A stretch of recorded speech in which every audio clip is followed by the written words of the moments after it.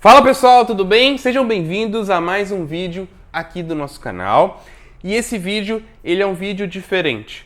É um vídeo que eu vou procurar fazer agora a cada 15 dias, de 2 em 2 semanas eu vou publicar um vídeo desse tipo, que é para você, principalmente você que me segue no Instagram, no YouTube. E nesses vídeos eu vou falar um pouco mais sobre saúde, sobre hábitos de vida saudáveis, sobre alguma questão específica de saúde e principalmente também respondendo perguntas que vocês me mandam lá no YouTube e também no Instagram. E tudo isso é para que a gente consiga construir juntos uma mentalidade de postura saudável, para que vocês consigam entender, por exemplo, qual que é a minha maneira de pensar, para que todas essas dicas, os exercícios que eu passo no YouTube, no Instagram, comecem a fazer sentido para vocês e a gente consiga gerar um diálogo de saúde. E o tema desse vídeo é sobre postura corporal.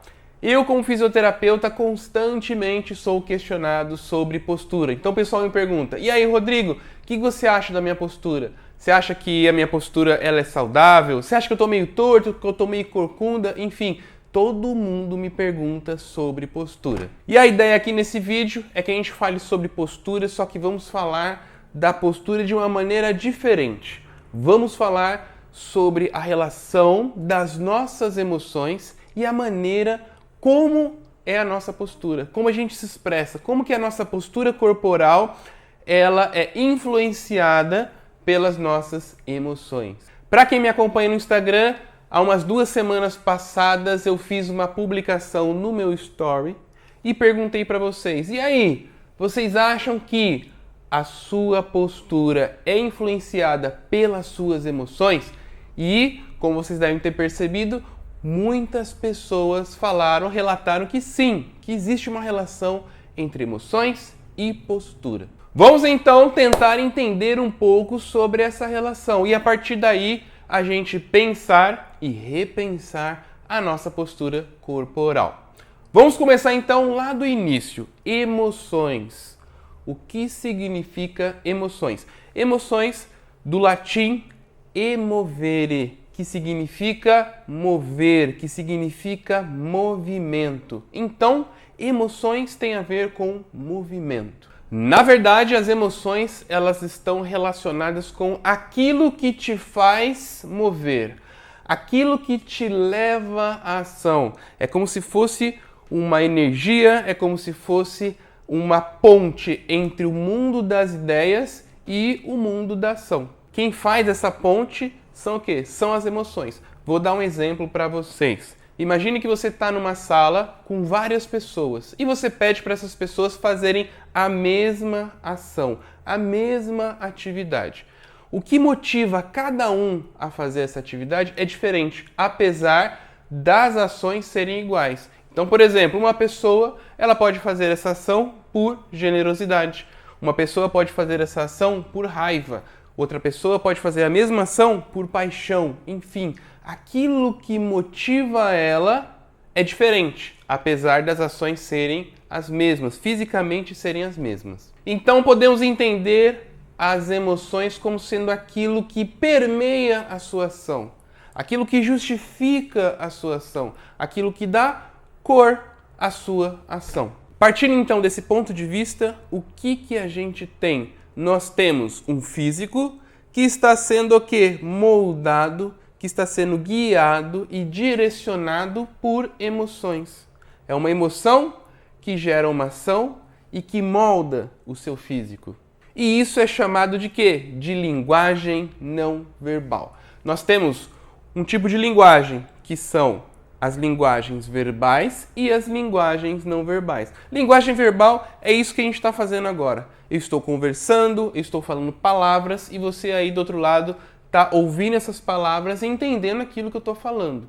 Então, essa é uma linguagem verbalizada. Porém, existe uma linguagem que ela não é verbalizada, que ela se expressa através do meu físico, da minha postura, da minha conduta, do meu comportamento. E isso fala muito sobre mim. Fala sobre a maneira como eu penso, fala sobre a maneira como eu sinto, fala sobre as minhas emoções. E quando a gente fala de linguagem não verbal, a gente fala muito de como as pessoas nos entendem. como as pessoas elas nos percebem, como as pessoas elas nos julgam. Então, constantemente, as outras pessoas estão olhando para a gente e, através da nossa linguagem não verbal, elas estão percebendo como que a gente é.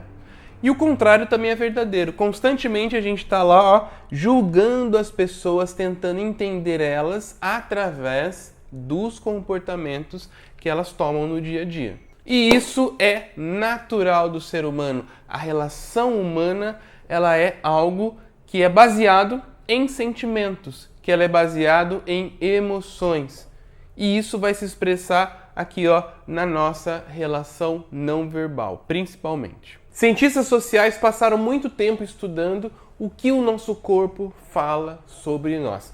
E para isso, para a nossa discussão de hoje, para o nosso bate-papo de hoje, eu resolvi trazer 2 pesquisadores que fizeram um estudo muito aprofundado sobre esse tema. A primeira é a professora Amy Cuddy, que é uma psicóloga americana que estuda justamente essa relação comportamental. E o segundo é o professor Jordan Peterson, que ele é um canadense, é um psicólogo canadense, professor de Harvard. A professora Amy, ela fala justamente daquilo que a gente falou anteriormente, que é essa questão da linguagem não verbal. Mas o questionamento dela é o seguinte: será que essa linguagem não verbal, ela também afeta a nós mesmos? Ou seja, a gente transmite uma linguagem não verbal que é percebida pelas outras pessoas. Mas será que a nossa própria linguagem não verbal também não nos afeta?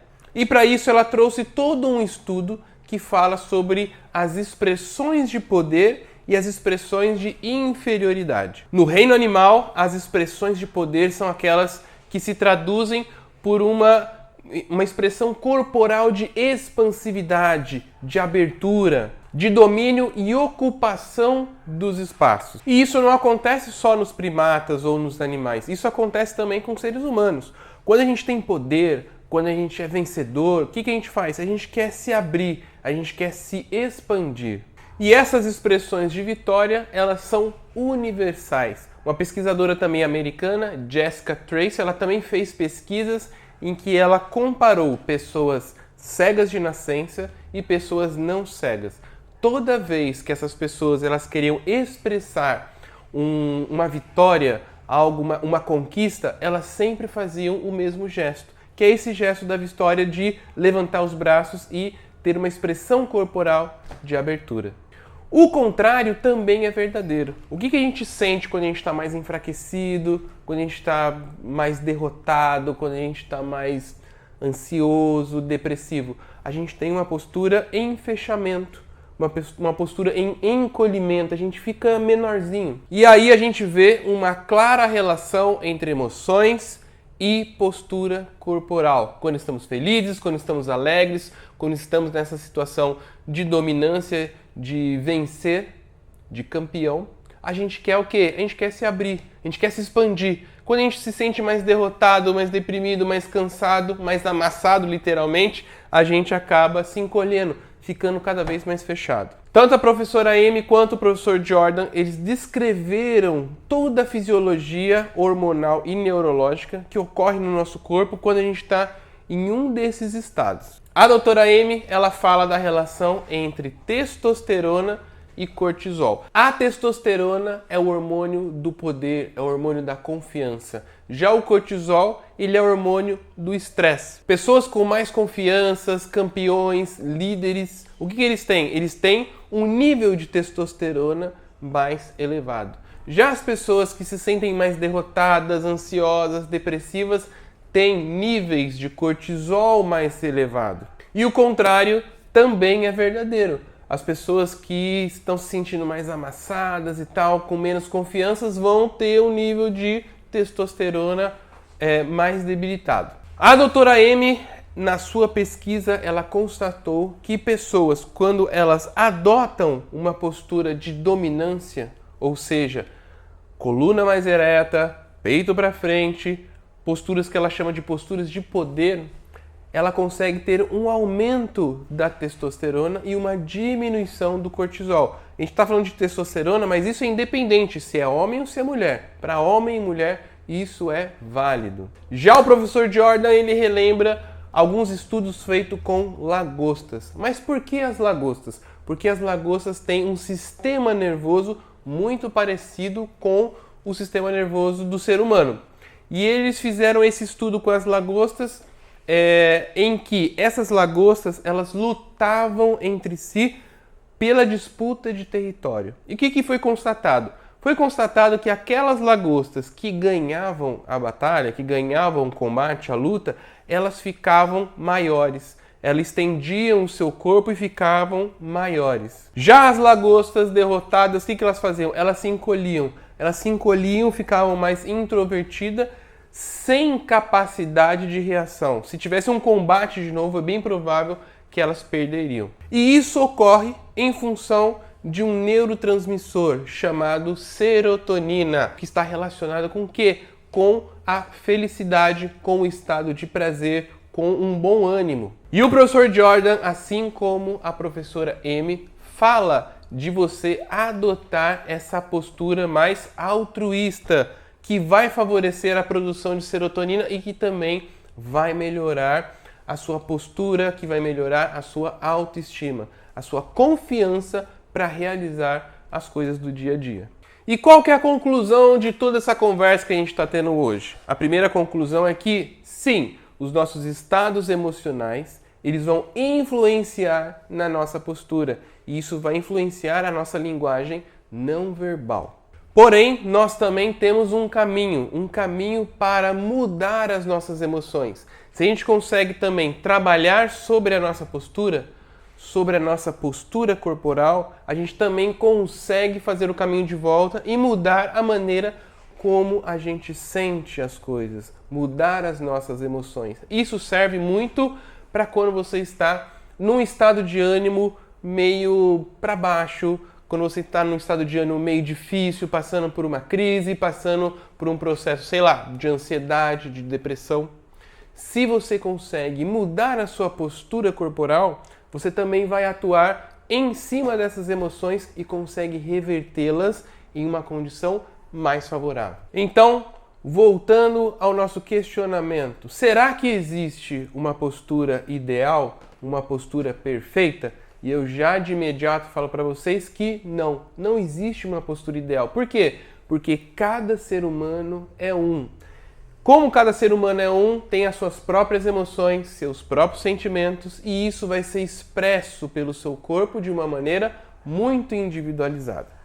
Porém, existe algo que a gente chama de postura saudável. E o que é uma postura saudável? É aquela que consegue expressar aquilo que você realmente é. É aquela postura que te leva a um bem-estar físico, mental, emocional e social. E para que isso aconteça, o que a gente precisa? A gente precisa tomar consciência da nossa postura. A gente precisa ter uma consciência corporal. A gente precisa se perguntar se a minha postura ela realmente reflete aquilo que eu sou ou aquilo que eu gostaria de ser. E a partir daí, você consegue moldar a sua postura, porque ela é moldável. Você consegue treinar a sua postura. E esse treinamento ele ocorre tanto no físico, quanto nas emoções, quanto também aqui na maneira como a gente pensa. Mas isso é uma conversa para um próximo papo, para um próximo bate-papo, para um próximo vídeo. Coloca aqui nos comentários o que vocês acham a respeito da relação das nossas emoções com a nossa postura. Eu fico por aqui, um forte abraço do seu fisioterapeuta e a gente se vê no nosso próximo bate-papo. Tchau, pessoal, até mais!